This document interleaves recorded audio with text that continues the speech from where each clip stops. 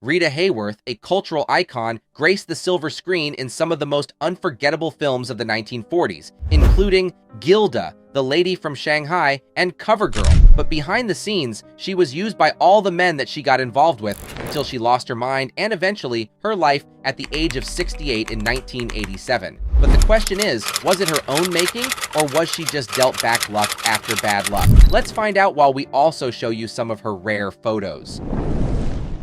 Rita Hayworth was born Margarita Carmen Cancino on October 17, 1918, in Brooklyn, New York. Her family had a deep-rooted connection to the world of dance, and even at a young age, Rita bore the weight of her family's expectations on her shoulders, dutifully treading the path they had set. As a child, Rita didn't just dance for fun, but to uphold her family's legacy.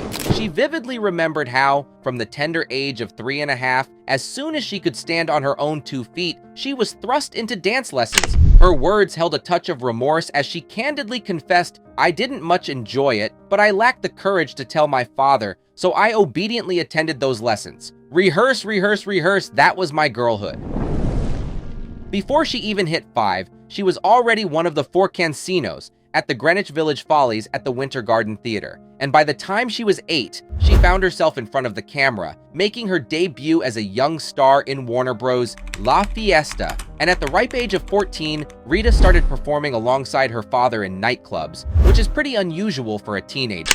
But here's where things get really odd. Her father introduced her as his wife during these performances. What people saw on stage was just the tip of the iceberg, because behind the scenes, Rita had been enduring ongoing misconduct from her father since she was a kid. To make matters worse, due to her work commitments, Rita, still known as Cancino at that time, never got to finish high school. However, she did manage to get through the 9th grade at Hamilton High in Los Angeles.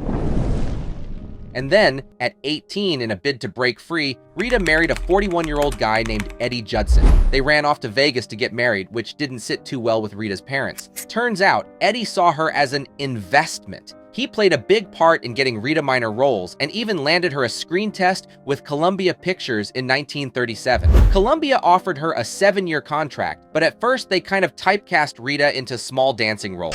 But eventually one day, they came up with a big plan for her, aiming to create a new star to challenge MGM's glamorous crowd. But here's the catch. They wanted to give her a complete makeover. Doesn't sound like a big deal, right? Well, it was a huge deal. Columbia, along with Eddie, decided that to make Rita a star, they needed to change her look and her name. So she went from being Rita Cancino to Rita Hayworth, adopting her mom's maiden name. This didn't sit too well with her dad, but she had to do it anyway. Rita even changed her hair color to a fiery red and went through electrolysis to raise her hairline and make her forehead look broader. But these changes weren't just about her appearance. They ran way deeper, reflecting her struggle to fit into the narrow ideals of the entertainment industry. By 1940, Rita was everywhere. She was really making a name for herself. She started landing roles in some big movies like Only Angels Have Wings, alongside Cary Grant and Jean Arthur in 1939, Susan and God with Joan Crawford in 1940, and the hit film Strawberry Blonde featuring James Cagney and Olivia de Havilland in 1941. It was crystal clear. Rita Hayworth was the real deal, a bona fide star. For 3 solid years, starting in 1944, Hayworth was ranked as one of the top movie box office draws in the entire world. But despite the triumph of her career, there was a hidden sadness lurking.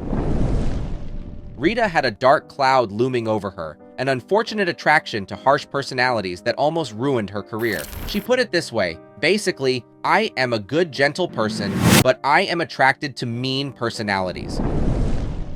And if that wasn't enough, Rita's marriage to Judson at the time was nothing short of a nightmare. While she gave him credit for helping kickstart her acting career, she also revealed he was quite the shrewd businessman who exerted control over her life. In her own words, he helped me with my career and helped himself to my money. While she was going through this ordeal, Rita summoned the courage to take a bold step towards freedom. On February 24, 1942, she filed for divorce. Her divorce complaint detailed instances of cruelty, laying bare the mistreatment she had endured. Sadly, as her marriage crumbled, she found herself not only without love, but also without money. So she sought refuge with a friend, Hermes Pan, simply asking for a meal at his table. This chapter of her life was a journey through profound sadness, even as she was still in the spotlight.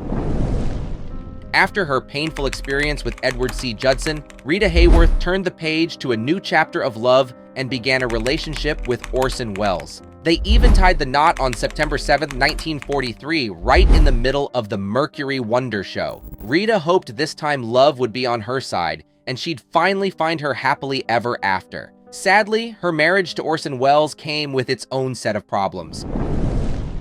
Throughout their time together, she longed for stability, a place to anchor their love. But his response was a brutal blow. He expressed regret over their marriage, claiming it hindered his freedom and lifestyle. So, the two eventually parted ways, finalizing their divorce on November 10, 1947. Desperate for love, Rita was ready to give up everything for the sake of finding it. In 1948, she left her film career behind, this time to marry Prince Ali Khan, the son of Sultan Mohammed III. Rita bid farewell to Hollywood and set sail for France, breaking her contract with Columbia in the process. And of course, she received some backlash for this move, but all is fair in love, right? Yet, even this marriage to Khan was not without its challenges, leading her to file for divorce on September 2, 1951. The grounds cited were extreme cruelty, entirely mental in nature, and the ensuing court battles included custody disputes over their daughter. Love, it seemed, continued to elude Rita in her quest for happiness.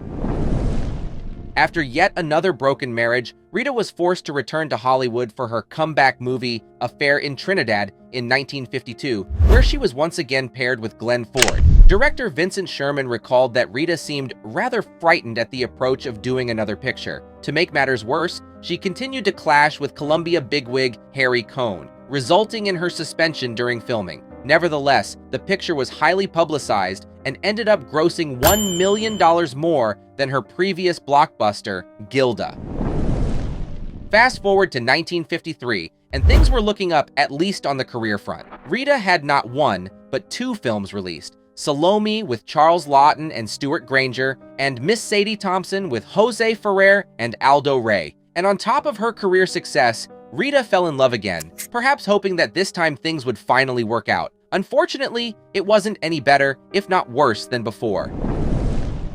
And once again, she made the same choice as the last time she fell in love. She stepped away from the big screen, this time due to her marriage to singer Dick Haymes. Little did she know, it would be another tumultuous marriage. Rita's marriage to Haymes brought about a storm of negative publicity that significantly tarnished her image. Their love story was overshadowed by his ongoing troubles. Haymes was struggling financially, facing demands for unpaid support from his former wives and a career that wasn't any better. Rita, known for her generous spirit, extended support to him, even paying off most of his debts, which only added to her own burdens.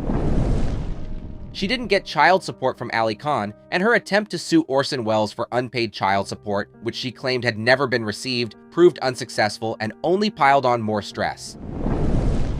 After enduring 2 years of turmoil, one fateful day in 1955, Haymes physically struck Hayworth at the Coconut Grove nightclub in Los Angeles. For a woman who had sadly been no stranger to such actions, she knew what to do next. She ran. Rita made a swift exit and never looked back. But the incident left a deep scar on her heart and even took a toll on her health, to the point where her doctor advised several days of bed rest.